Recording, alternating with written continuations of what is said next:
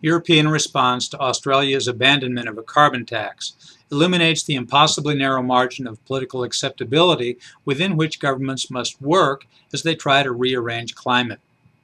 The European Union regrets the repeal of Australia's carbon pricing mechanism just as new carbon pricing initiatives are emerging all around the world, said Connie Hedegaard, the European Union's Climate Action Commissioner.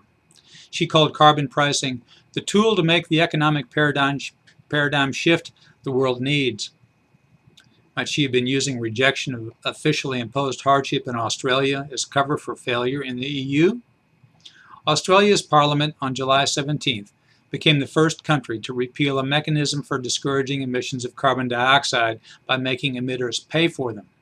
The country's tax on CO2 emissions was high enough to work, which means it stung users of hydrocarbon energy. Australians didn't like it.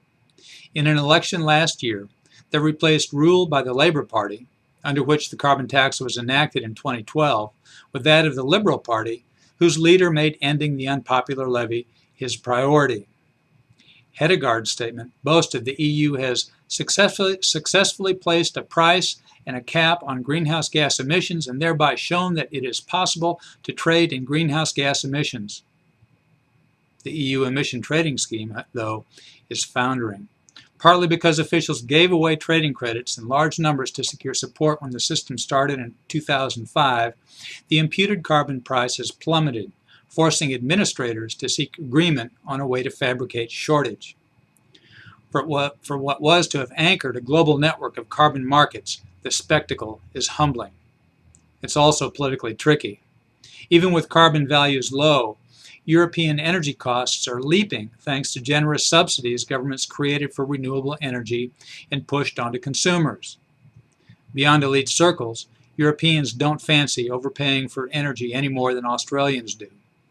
Australia thus might be the first democracy to yank its economy off the altar of climate sacrifice, but it won't be the last. I'm Bob Tippie, editor of Oil and Gas Journal, and that's the editor's perspective that appeared first in text at www.ogj.com on July 18, 2014.